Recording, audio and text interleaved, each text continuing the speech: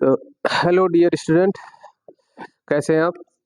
उम्मीद है स्वस्थ होंगे, मस्त होंगे, जहाँ होंगे पढ़ने में व्यस्त होंगे। तो ये टॉपिक है आपका लेसन 4 का कार्बनिक यौगिक यानी ऑर्गेनिक कंपाउंड का। अगला टॉपिक है आपका समवायता। तो समवायता क्या होता है इसके बारे में हम लोग डिस्कस करेंगे कि समवायता का मतलब होता है कि समान यानी इनके अणुसूत्र समान होंगे लेकिन संरचना सूत्र और उसके गुण जो होंगे वो अलग अलग हो जाएंगे। यानी हम समवायता उसे कहते हैं जिसमें कार्बनिक यौगिकों के संरचना क्या नाम है अणुसूत्र समान होते हैं लेकिन उनकी संरचना सूत्र और उनके जो गुण होंगे, रासायनिक प्रॉपर्टी होगी, वो थोड़ा डिफरेंट हो जाती है। तो देखिए इसका डेफिनेशन क्या है कि दो या दो से अधिक ऐसे यौगिक जिनके अणुसूत्र यानी मॉलिक्यूलर फार्मूला जो होता है वो समान होते हैं लेकिन उनकी संरचना या गुण यानी जो प्रॉपर्टी होती है वो भिन्न होते हैं। ऐसे यौगिकों को हम समवैविक कहते हैं यानी कि आइसोमर कहते हैं। यहाँ पे सोमर लिखा हुआ आइसोमर होगा और उनकी जो ये घटना या जो गुण कहलाएगी वो आपका आइसोमेरिज्म कहलाएगी। तो ये इसका डेफिनेशन हो जाता है। यानी यहाँ पे कम से कम दो यौगिक का होना अनिवार्य होता है क्योंकि कंपेयर करते हैं, तुलना करते हैं और तुलना करने के लिए दो यौगिकों का होना अनिवार्य होता है। अब एग्जाम्पल देख लेते हैं। एग्जाम्पल आपका जैसे C2H6O है तो इसके कितने समावयवी होंगे, ऐसे क्वेश्चन पूछे जाते हैं। लेकिन आपको यहाँ पे कैसे निकालना है, सूत्र कैसे बनाना है, तो वो देखिए C2H6O यानी ये अणुसूत्र दे रखा है जिसके दो यौगिक बनेंगे समवयवी के, जिसमें एक आपका एथेनॉल है और एक आपका डाई मेथिल ईथर है। ठीक है, तो अगर इसका संरचना देखें तो कैसे बनेगा, तो हम इसके लिए आपको आईपीएसी आना चाहिए, लेकिन हम यहाँ पे प्रयास करते हैं। देखिए यहाँ पे है C2H5 और OH। ठीक है, तो यहाँ पे दो कार्बन है तो ऊपर देखिए आपका जो अणुसूत्र लिखा हुआ है यहाँ पे भी दो कार्बन है। तो कार्बन की संख्या हम दो इस तरीके से बना लेंगे और उसके बाद में हम इसके साथ एक OH ग्रुप जोड़ देंगे। यानी अल्कोहल का जो पहचान होती है वो OH से होती है और उसके बाद हाइड्रोजन को बैलेंस करेंगे तो एक हाइड्रोजन यहाँ पे हो गया, बाकी शेष जो चार आपके हाइड्रोजन बचेंगे उसको हम कार्बन को बैलेंस करने के लिए लगा देते हैं। तो इस तरीके से अगर आप देखें तो एक हाइड्रोजन यहाँ हो जाएगा, एक हाइड्रोजन आपका यहाँ हो जाएगा, एक हाइड्रोजन यहाँ होगा, एक यहाँ पे होगा और एक यहाँ पे होगा। तो एक ये आपका जो है सूत्र बन जाता है जिसको हम एथेनॉल कहते हैं या एथिल अल्कोहल कहते हैं, सामान्य इसका हो जाता है। दूसरा आपका डाईमेथिल ईथर है, तो डाईमिथिल ईथर के लिए क्या करेंगे कि यहाँ पे जो O होगा वो आपका क्रियात्मक समूह होता है किसका, ईथर का, और बाकी दो कार्बन है तो दोनों को इस साइड में, एक इस साइड लेफ्ट और एक राइट लगा के उसके हाइड्रोजन को कंप्लीट कर लेते हैं, यानी कार्बन की बैलेंसी को कंप्लीट कर लेते हैं। तो इस तरीके से देखिए 6 हाइड्रोजन है तो एक हाइड्रोजन यहाँ हो जाएगा, एक आपका यहाँ हो जाएगा, एक यहाँ पे लगा देंगे, बाकी 3 हाइड्रोजन को यहाँ पे हम बैलेंस कर देते हैं कार्बन को। तो इस तरीके से आपके दो आइसोमर इसके बन जाते हैं, यानी कि दो यौगिक का क्या नाम है सूत्र बन जाते हैं। एक बनता है एथेनॉल और एक बनता है डाईमेथिल ईथर। तो इस तरीके से जो आपका अणुसूत्र दिया है C2H6O का दो समावयवी बनते हैं, एक आपका एथेनॉल बनता है और एक आपका डाईमेथिल ईथर बन जाता है। दोनों के अणुसूत्र समान है लेकिन संरचना सूत्र अगर देखें तो दोनों के अलग अलग होंगे। एक आपका ये बन जाता है एथिल अल्कोहल का और दूसरा बन जाता है आपका डाईमेथिल ईथर का। दोनों के रासायनिक गुण अलग अलग होंगे, एक अल्कोहल है एक ईथर है। तो इस तरीके से इसके हम समावयवी देख लेते हैं। आगे देखते हैं अगला टॉपिक क्या है आपका। अगला टॉपिक आ जाता है सजातीय श्रेणी, जो कि बोर्ड एग्जाम यानी यूपी बोर्ड का इंपॉर्टेंट क्वेश्चन होता है। यानी यूपी बोर्ड में सबसे ज्यादा पूछा जाने वाला ये भी एक क्वेश्चन है, आईएमपी कह सकते हैं यूपी बोर्ड के लिए। सजातीय श्रेणी, होमोलॉगस सीरीज। सजातीय श्रेणी क्या होता है कि कार्बनिक यौगिक की ऐसी श्रेणी होती है जिसका सामान्य सूत्र समान रहता है, यानी जो सूत्र होगा वो समान होगा लेकिन रासायनिक गुण भी यहाँ पे समान होते हैं, तथा क्रमागत सदस्यों का यानी कि इनके बीच में जितने भी यानी कि दो कार्बन के बीच जब आते मतलब बनाएंगे इसको तो दोनों कार्बन के बीच जो क्रमागत यौगिकों में अंतर दिखाई देगा वो CH2 का अंतर दिखाई देता है। ये सजातीय श्रेणी की पहचान होती है। इसकी विशेषता क्या होती है कि सभी यौगिक का सामान्य सूत्र समान होगा, यानी जो सूत्र होगा वो समान रहेगा, जैसे यहाँ पे आपका CH2 है।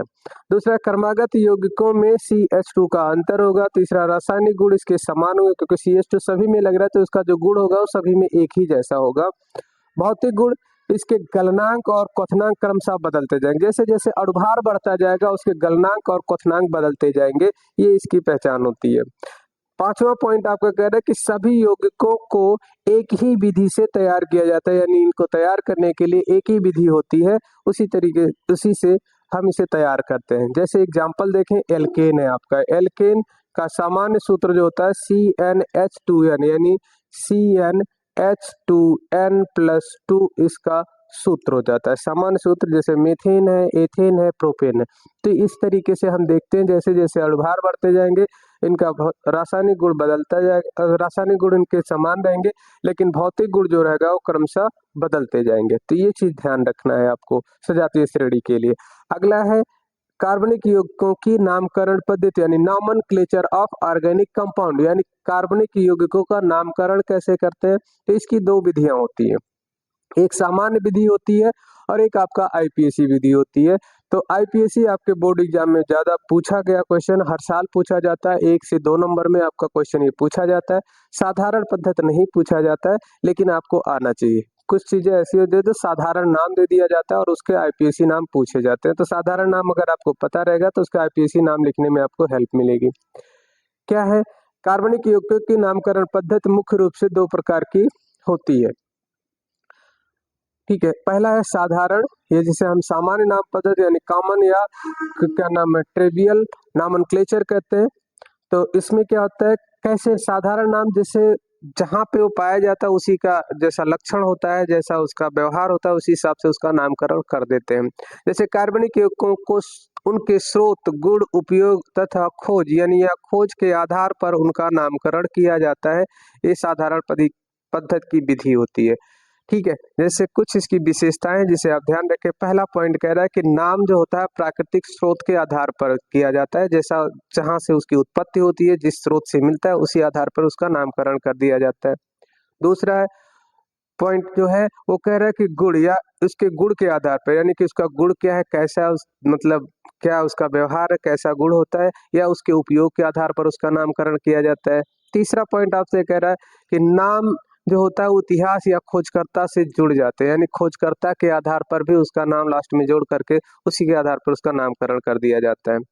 चौथा पॉइंट आप कह रहे हैं कि ये नाम आसान और प्रचलित होता है, क्योंकि साधारण जहां से उत्पत्ति होती है, जैसा व्यवहार होता है उसी हिसाब से उसका नामकरण कर दिया जाता है, इसलिए ये ज्यादा पद्धति जो होती है आसान होती है और प्रचलित होती है, लोगों को जल्दी याद हो जाता है। लास्ट पॉइंट आपसे कह रहा है कि सभी यौगिकों के लिए यह पद्धति प्रयुक्त नहीं होती, लेकिन ये जो बड़े अणु होते हैं, मेजर मॉलिक्यूल होते हैं, उनके लिए इसका नामकरण करना, साधारण नाम रखना बड़ा कठिन होता है, इसलिए इस पद्धति को आगे ज्यादा उपयोग नहीं किया जाता है। कुछ तत्वों के लिए, कुछ यौगिकों के लिए ही इसका नामकरण किया गया है। आगे देखते हैं उदाहरण इसका क्या क्या हो जाता है। जैसे कुछ उदाहरण है आपका, यौगिक है, साधारण नाम और उसके कारण, किस कारण यानी गुण के आधार पर रखे गए वो गुण क्या है। जैसे आपका है फॉर्मिक एसिड। फॉर्मिक एसिड जो होती है एक क्या नाम है चींटियों से प्राप्त की जाती है। ठीक है, तो इसे एक हार्मोन्स निकलता है, उसी हार्मोन के आधार पर इसका नामकरण कर दिया है फॉर्मिक एसिड। दूसरा आपका है एस्टिक एसिड। एस्टिक एसिड साधारण नाम है जो कि सिरका से यानी कि विनेगर से पाया जाता है, विनेगर में पाया जाता है, इसलिए इसका उसी के आधार पर इसका नाम रख दिया गया एस्टिक एसिड। तीसरा पॉइंट है एथिल एल्कोहल, जो कि सामान्य उपयोग में लाया जाता है। एथिल एल्कोहल सामान्य नाम है, इसका आईपीएसी नाम अगर देखेंगे तो एथेनॉल हो जाएगा। उसी तरीके से आपका एक है मेथिल एल्कोहल, जो कि लकड़ी से यानी मांस से प्राप्त की जाती है, लकड़ी से प्राप्त की जाती है, इसलिए इसको हम लोग मेथिल एल्कोहल भी कहते हैं। साधारण नाम है इसका मार्स, यानी दलदली स्थानों पर ये पाया जाता है ज्यादातर। अब हम आईपीएसी जो कि इम्पोर्टेंट टॉपिक है बोर्ड एग्जाम के लिए, यानी ये यूपी बोर्ड के लिए इम्पोर्टेंट होता है, ये आपको याद रखना है। कैसे किया जाता है, इसके एक एक टॉपिक को, एक एक प्रोसेस को कैसे हम लोग इसका नामकरण करते हैं उसको जानने की कोशिश करेंगे और याद करेंगे। क्योंकि नियम नहीं पूछा जाता, सीधे सीधे नाम पूछा जाता है, तो इसलिए याद रखिए कि इसका प्रोसेस क्या है, कैसे नामकरण करेंगे। तो कुछ मुख्य बिंदु है, उन बिंदुओं को अच्छे से हम लोग डिस्कस करेंगे और प्रोसेस को अच्छे तरीके से चलेंगे, ताकि हम नामकरण करने में हमें कोई दिक्कत ना हो, आसानी से हम उसका नामकरण कर सके। जैसे यहाँ पे देखिए कि कार्बनिक यौगिक, सबसे पहली चीज कि आईपीसी का पूरा नाम पूछ लिया जाता है, तो याद रखिए आईपीसी का पूरा नाम जो होता है international union of pure applied chemistry, इसका पूरा नाम है, जो कि बोर्ड एग्जाम में कई बार पूछा गया है। ये भी आप याद रखें। कार्बनिक यौगिकों के नामकरण की वह अंतरराष्ट्रीय वैज्ञानिक और नियमबद्ध पद्धति से आईपीएसी के द्वारा निर्धारित किया जाता है, उसे ही हम आईपीएसी पद्धति कहते हैं। यानी कि एक संस्था होती है जिसके द्वारा यौगिकों का, कार्बनिक यौगिकों का नामकरण किया जाता है और उसी पद्धति को हम, संस्था के नाम से ही उस पद्धति को हम आईपीएसी नाम पद्धति कहते हैं। इसका मुख्य उद्देश्य क्या है कि प्रत्येक यौगिक का एक ही नाम हो, स्पष्ट नाम हो और सार्वभौमिक हो, यानी कि पूरे विश्व में जहाँ पे भी आप इसको पढ़ेंगे उसका नाम एक ही रहेगा। इसलिए इस पद्धति का इम्पोर्टेंस बढ़ जाता है, यानी कि महत्व बढ़ जाता है। तो इस पॉइंट को आप ध्यान रखेंगे, पूछा नहीं जाता लेकिन आप इसे ध्यान रखेंगे आईपीएसी का। अब पद्धति, इसका नियम क्या है, उस नियम को हम एक एक पॉइंट करके पढ़ते चलेंगे। सबसे पहले क्या कहते हैं कि आईपीएसी पद्धति के नाम पद्धति का मुख्य बिंदु जो है या मुख्य नियम जो है वो पहला पॉइंट है उसमें आपका मूल कार्बन श्रृंखला का चयन, यानी कि सबसे पहले हम कार्बन की श्रृंखला का चयन करते हैं और उससे पहले हम ये देखते हैं कि कार्बन की जो श्रृंखला होती है उसका नाम क्या होता है। अगर एक कार्बन है तो उसका नाम क्या होगा, दो कार्बन है तो उसका नाम क्या होगा, इस तरीके से हम देख लेते हैं। तो ये एक लिस्ट है, इस लिस्ट को आप ध्यान से देखें और इसका स्क्रीनशॉट भी ले सकते हैं आप। तो देखिए इसमें कह रहा है कि यौगिक में उपस्थित सबसे लंबी, सतत का मतलब कंटिन्यू यानी कि लगातार कार्बन श्रृंखला को मूल श्रृंखला कहते हैं। जैसे पहला अगर एक कार्बन है तो उसको हम मेथ कहेंगे, दो कार्बन है तो उसको हम एथ कहते हैं, तीन कार्बन है तो उसको प्रोप कहेंगे, चार है तो ब्यूट कहेंगे, पांच है तो पेंट कहेंगे, छह है तो हेक्स कहेंगे, सात है तो हेप्ट कहेंगे, आठ है तो ऑक्ट कहते हैं, नौ है तो नोन कहेंगे और अगर 10 है तो हम उसको डेक कहते हैं। इससे ज्यादा आपसे नहीं पूछा जाता है। बाकी आगे अगर और जानकारी के लिए तो आप कमेंट करें, हम उसको आपको बता देंगे कि इसके आगे का अगर आपको करना है तो कैसे किया जाएगा। फिलहाल नियम को ध्यान रखें। दूसरा पॉइंट इसका जो नियम होता है वो होता है संतृप्त या असंतृप्त में जो सफिक्स लगते हैं, जिसे हम अनुलग्न कहते हैं, उसको हम पीछे जोड़ते हैं। अनुलग्न का मतलब जो चीज पीछे जुड़ता है, किसी नाम के पीछे जो सरनेम जैसे जोड़ा जाता है वो जुड़ता है, उसको हम सफिक्स या अनुलग्न कहते हैं। जैसे अगर एक बंद है, सिंगल बॉन्ड है तो उसके लिए हम एन जोड़ते हैं। दो बॉन्ड अगर लगा हुआ है, डबल बंद यानी कि दो बंध लगा हुआ तो हम इन कहेंगे, अगर तीन बंध लगा हुआ तो हम उसे आइन कहते हैं। तो ये चीज आपको याद रखना है, ठीक है। तो ये संतृप्त और असंतृप्त के लिए होता है। पहले पार्ट में हमने आपको संतृप्त के बारे में बता दिया, असंतृप्त के बारे में भी बता दिया, तो उसको आप देख लें अच्छे से उस वीडियो को, तो आपको अच्छे से समझ में आ जाएगा। तो सिंगल बॉन्ड के लिए याद रखें एन रहेगा, यानी ये एल्केन होता है। दूसरा आपका जो जिसमें डबल बॉन्ड पाया जाता है उसको हम एल्कीन कहते हैं, डबल बॉन्ड, उसका जो सफिक्स लगेगा वो इन लगता है। और तीसरा जो होता है जिसे हम एल्काइन कहते हैं, उसमें त्रिबंध यानी ट्रिपल बॉन्ड पाए जाते हैं और ट्रिपल बॉन्ड का जो सफिक्स लगता है उसे हम आइन कहते हैं। तो ये चीज ध्यान रखना है आपको। आगे उदाहरण इसके देख लेते हैं। जैसे पहला आपका एथेन, एथेन में आप जितने भी कार्बन होंगे वो सभी सिंगल बॉन्ड द्वारा जुड़े होते हैं। तो ये सिंगल बॉन्ड द्वारा ये जुड़े रहते हैं, ठीक है। तो ये इसकी पहचान होती है एन की। दूसरा आपका जो सेकंड है जिसे हम एथिलीन कहते हैं, एथिलीन में क्या होगा, एथीन आईपीएसी नाम है, एथिलीन साधारण नाम होता है। तो एथिलीन जो है या एथीन जो है इसमें भी दो कार्बन है। कार्बन की बैलेंस हमको करनी होती है, चूंकि हाइड्रोजन की संख्या 4 है तो यहाँ पे हम 4 बॉन्ड लगा दिए। इस तरीके से अगर आप देखेंगे तो यहाँ पे कार्बन की बैलेंस ही 4 नहीं है, अतः इसे हमें यहाँ पे डबल बॉन्ड लगाएंगे, जिससे सिद्ध होता है कि ये आपका एल्कीन है। डबल बॉन्ड होने के कारण ये एल्कीन हो जाता है, तो इसका नाम एथीन हो जाएगा। तीसरा आपका एसिटिलीन है, ठीक है, जिसे हम एथाइन कहते हैं। एसिटिलीन आपका साधारण नाम है और एथीन आपका आईपीएसी नाम है। तो कार्बन की संख्या यहाँ पे 2 है और हाइड्रोजन आपके क्या नाम है, 2 है। तो यहाँ पे अगर एक हाइड्रोजन इधर और एक हाइड्रोजन इधर अगर जोड़ते हैं तो कार्बन की बैलेंसी कंप्लीट नहीं होती है, अतः बीच में इसके हम त्रिबंध यानी ट्रिपल बॉन्ड लगा देते हैं, जिससे कार्बन की बैलेंसी कंप्लीट हो जाती है। 1 2 3 4, 1 2 3 4। तो इस तरीके से ये एसिटिलीन का यानी एथाइन का स्ट्रक्चर बन जाता है।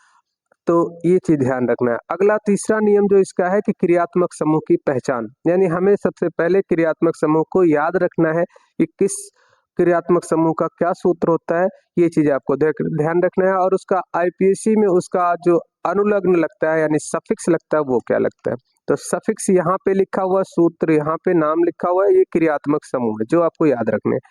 जैसे पहला आपका एल्कोहल, एल्कोहल का जो अनुलग्न लगेगा, जो सफिक्स लगेगा वो ऑल लगता है। एल्डिहाइड है, एल्डिहाइड का अल लगता है, कीटोन है, कीटोन का ओन जोड़ा जाता है, एसिड ग्रुप है यानी कार्बोक्सिलिक एसिड कहते हैं, इसका ओइक एसिड जोड़ा जाता है यानी ओइक अम्ल जोड़ा जाएगा। और आपका अगला है एमीन, जिसका हम एमीन जोड़ते हैं। तो इस तरीके से हम इसका क्रियात्मक समूह देख लेते हैं।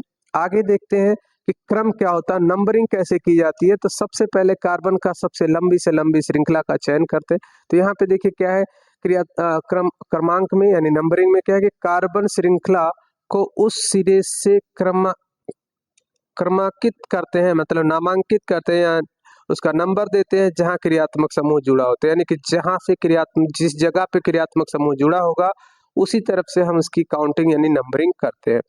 और कोशिश ये करते हैं कि बहुबंध को न्यूनतम संख्या दे, कम से कम संख्या दे, इस तरीके से हम इसकी क्या नाम है नंबरिंग करते हैं। पांचवा पॉइंट जो आपका है नियम है वो है पूर्व लग्न, यानी जिसे हम प्रफिक्स कहते हैं, जो नाम से पहले जुड़ता है।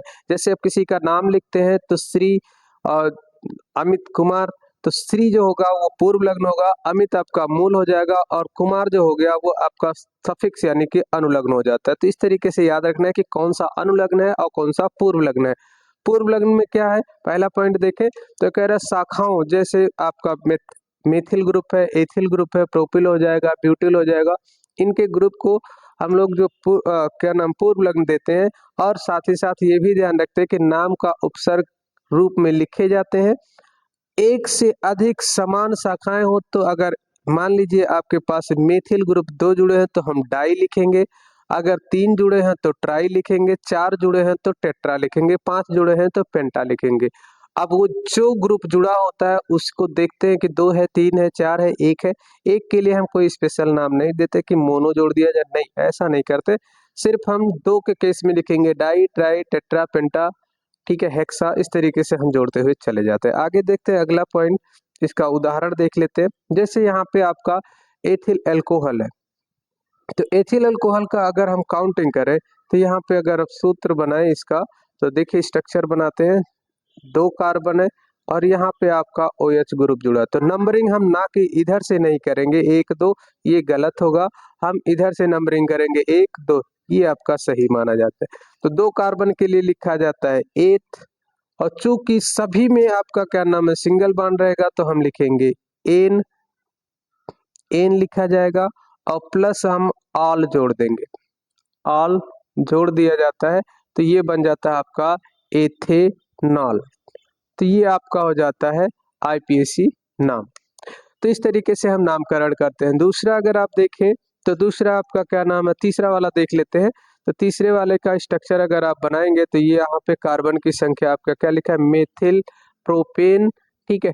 तो 3 कार्बन, प्रोपेन कह रहा है तो 3 कार्बन होंगे और सभी सिंगल बॉन्ड से जुड़े हैं, क्योंकि एन शब्द जुड़ा हुआ तो इसका मतलब है ये एल्केन ग्रुप है और यहाँ सभी सिंगल बॉन्ड से जुड़े होंगे। अब हम लोग को क्या करना है, नंबरिंग करना। तो आप इधर से भी कर सकते हैं 1 2 3, अगर इधर से करते हैं तो 1 2 3 ये हो जाते हैं।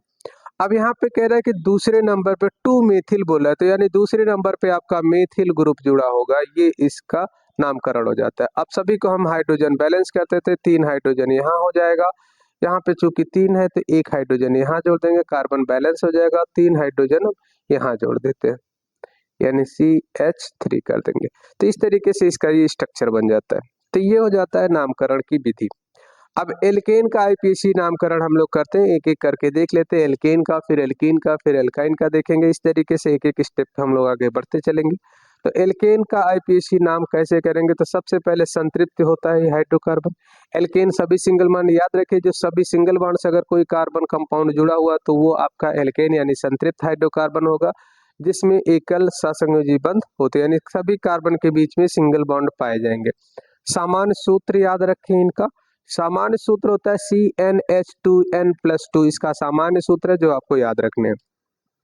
अब नियम क्या है, तो पहला नियम हम लोग याद रखेंगे कि सबसे लंबी से लंबी श्रृंखला का चयन करेंगे, यानी कि यौगिक में उपस्थित सबसे लंबी सतत यानी लगातार कार्बन श्रृंखला को मूल श्रृंखला यानी उसको हम लोग पेरेंट चेन भी कहते हैं, ठीक।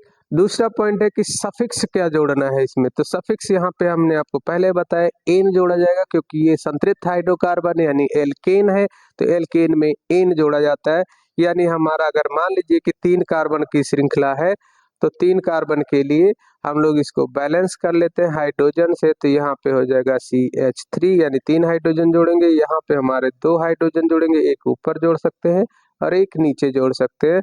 और लास्ट में इसी तरीके से इससे भी हम 3 हाइड्रोजन जब जोड़ देंगे तो ये हमारा सूत्र बन जाता है। तो अब 3 कार्बन के लिए लिखा जाएगा प्रोप और प्लस हम लोग इसमें सफिक्स जोड़ देंगे एन, तो ये बन जाएगा प्रोपेन। तो इस तरीके से हम इसका नामकरण कर लेते हैं। ठीक, आगे देखते हैं तीसरा पॉइंट क्या कह रहा है कि कार्बन श्रृंखला का क्रमांकन यानी कि नामकरण, यानी श्रृंखला को उस सिरे से क्रमांकित करें जहां शाखा यानी कि जो सब्स्टिट्यूएंट को न्यूनतम संख्या दे। चूंकि यहाँ पे कोई ऐसा नहीं जुड़ा तो आप किसी भी तरफ से काउंट कर सकते हैं, या अगर यहाँ पे कोई क्रियात्मक समूह या कोई शाखा जुड़ी होती तो हम उसी तरफ से काउंट करते ताकि उस शाखा को कम से कम नंबर दिया जा सके। शाखाओं की पहचान यानी कि एल्किल ग्रुप की पहचान कैसे करेंगे कि कौन सा एल्किल ग्रुप है, तो उसके लिए आप एक छोटा सा सूत्र होगा, उस सूत्र को आप याद रख सकते हैं। CnH2n+1 ये अगर कर देते हैं तो एल्किल ग्रुप का ये सूत्र बन जाता है। इस सूत्र में रखते जाएंगे, नामकरण करते जाएंगे, आपका सूत्र बनता जाएगा एल्किल ग्रुप का। जैसे मेथिल है तो C के लिए एक कार्बन है तो देखिए रखेंगे NC1H2 इंटू 2+1, ठीक है, 2n+1। तो यहाँ पे अगर हम नामकरण करते हैं तो कार्बन एक है, 2 इंटू 1+1, तो ये बन जाएगा C1H3 और एक सिंगल बॉन्ड लगा दें क्योंकि कार्बन एक बैलेंस नहीं है। तो ये होता है आपका एल्किल ग्रुप का सूत्र। आगे देखते हैं कि सामान्य शाखाओं की संख्या। तो सामान्य शाखाओं की संख्या को यानी एक से अधिक सामान्य शाखाएं हैं तो हम लोग क्या लिखेंगे, डाई, ट्राई, टेट्रा। भी मैंने बताया कि अगर मेथिल ग्रुप की संख्या 2 है तो हम डाई लिखेंगे, अगर एथिल ग्रुप की संख्या 2 है तो भी हम डाई लिखेंगे, यानी जिसकी संख्या समान होगी उसे हम डाई, ट्राई, टेट्रा, पेंटा करके जोड़ते चले जाते हैं। छठा पॉइंट आपसे कह रहा है कि नाम लिखने का क्रम क्या। तो सबसे पहले हम लोग पूर्व लग्न लिखते हैं, फिर मूल नाम लिखते हैं, फिर एन जोड़ देते हैं, ये इसके नामकरण की विधि होती है। अब पूर्व लग्न में आपके जो शाखाएं आएंगी वो सभी लिखेंगे, समान है तो डाई लिखेंगे, या अलग अलग है तो उसको हम अल्फाबेट के क्रम में जोड़ के लिखते हैं। और 2 है तो नंबर भी देंगे कि जिस कार्बन से जुड़ा हुआ वो किस कार्बन से जुड़ा है, 1 से जुड़ा है, जो से जुड़ा है, किससे जुड़ा है, तो 1 2 डाई, 1 3 डाई, जिस तरीके से होगा उस तरीके से कर लेते हैं। आगे देखें, जैसे मेथिल है इसको मेथेन कहेंगे, ये आपका मेथेन हो जाएगा, ये आपका प्रोपेन हो गया। ये आपका तीसरा जो है इसका नामकरण कैसे करेंगे, तो इसका नाम देखिए हम यहाँ पे दोबारा स्ट्रक्चर बनाते हैं। तो ये हो गया 1 कार्बन, 2 कार्बन, 3 कार्बन, और बीच वाले कार्बन से आपका जो है वो मेथिल ग्रुप जुड़ा हुआ है। अब इसका नामकरण अगर आप इसको बैलेंस करते हैं तो यहाँ पे H3 लिख देंगे, यहाँ पे भी H3 कर देते हैं, और यहाँ पे कार्बन की बैलेंस देखिए 1 2 3, एक कम है तो यहाँ पे एक बॉन्ड लगा के आप H लिख सकते हैं। तो ये इसका स्ट्रक्चर हो गया। अब नामकरण करने के लिए आप इधर से भी काउंट कर सकते हैं 1 2 3, आप यहाँ से भी काउंट कर सकते हैं 1 2 3, आप यहाँ से नीचे भी आ सकते हैं या यहाँ से ऊपर से भी, किसी भी तरफ जाएंगे तो 3 की सबसे लंबी श्रृंखला बनेगी। और एक ब्रांच आपका है, आप इसको ब्रांच बनाते हैं तो अब इस तरीके से आप इसको 1 2 3 करेंगे, 3 के लिए प्रोप लिखेंगे, ठीक है, प्रोपेन हो जाएगा ये। ठीक, अब उसके साथ यहाँ पे सफिक्स तो जोड़ दिया हमने एन, तो एन जब हमने जोड़ दिया तो इसका प्रीफिक्स क्या हो जाएगा, मेथिल ग्रुप, किस नंबर से जुड़ा, 2, तो यहाँ पे लिखेंगे 2 मेथिल प्रोपेन, तो ये इसका नामकरण हो जाएगा। ठीक, तो इस तरीके से आप प्रैक्टिस करें, जितना प्रैक्टिस करेंगे उतना आपके लिए बेहतर रहेगा। दूसरा टॉपिक हो जाता है आपका एल्कीन के लिए।